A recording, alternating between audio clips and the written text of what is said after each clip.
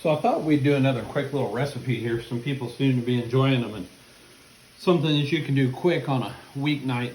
This is literally about a 10-minute recipe. You can do this with chicken. I'm doing it with fish tonight, but super simple recipe. I was introduced to this, or we were, by our friend Ruben Garza down in Port Mansfield, Texas. He taught us about a little restaurant that had this when we had caught some fish. And he said, take them over there and they'll make it. And they call it dirty jalapeno. So what I've got is a skillet. And in this skillet is a little bacon, some tomatoes, some onions, and some jalapeno. So I got that going on the stove.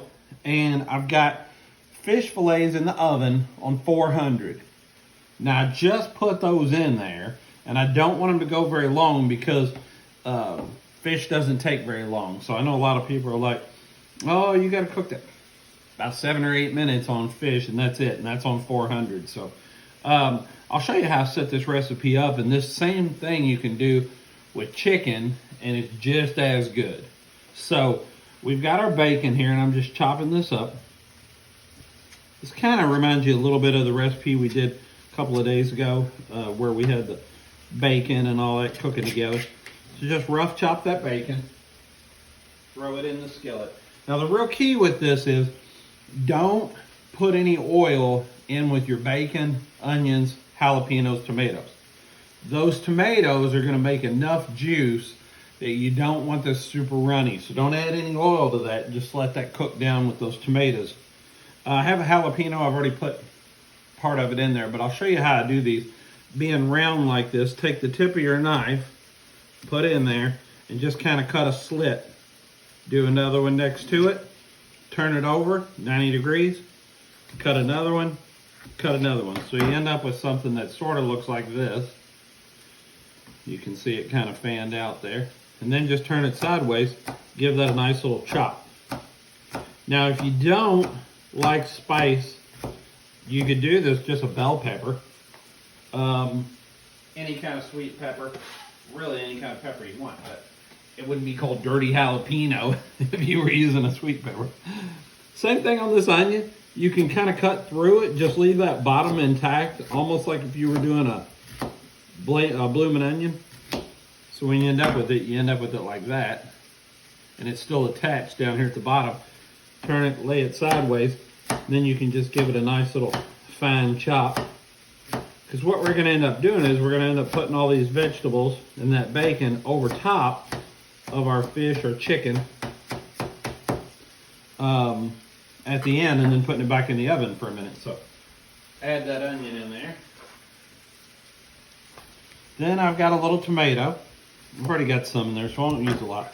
Again, that same technique comes in pretty handy. If you've got a nice sharp knife, just put that point of the knife in there. Just kind of fan this out. And again, you can see that, how that's all fanned out, but it's still attached at the bottom, and then you just turn it sideways, or 90 degrees, I should say. Chop this up, get to that end, turn it around. So you throw the tomato in there. And again, this is nice because you can do this during the week.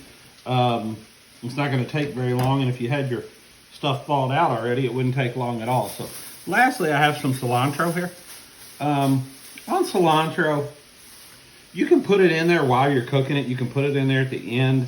I don't think it makes a huge difference, but whenever I'm doing cilantro, unless I just really, really, really care about how finely it's chopped, maybe like in a guacamole or something, just take the whole head of it, lay it out, give it a good little chop, just across the ends like that. And then you can just put the rest of it, the rest of it's still in the bag. So all you got to do at that point is just bag it back up and set it back in the refrigerator. On what you just caught, turn it, or caught, what you just cut, turn it 90 degrees, give it a little bit more of a chop, and then I'll stir this real quick, if I can find something to stir with. And again, I'm just cooking these vegetables and this bacon down a little, just getting them all nice and incorporated. I haven't salted this. You all know I'm not a big salter, but I will give this a little shake here. The bacon's got a pretty good amount of salt to it. Some black pepper, some garlic powder, and then a little smoked paprika, because you know I love my paprika.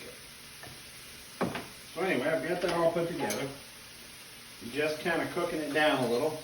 The fish has been in the oven for about however long this video has been going, so probably 3 minutes, something like that. So that's all coming together really good. I do have a little side of beans here. Sometime I'll talk about those beans. They're pretty good. Little honey, some jalapeno in them. They're a pretty good little side for this. So I'm going to add in all the cilantro that we just chopped up. Kind of toss that around a little bit so every piece gets a little on it.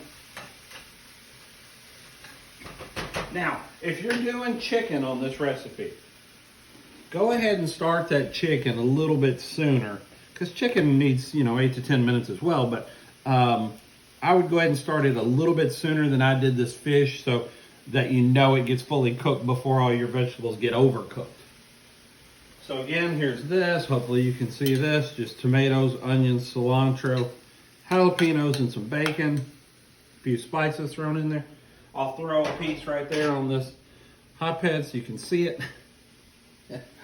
So I've got my fish. I'm going to get this out of here so I can show you the fish.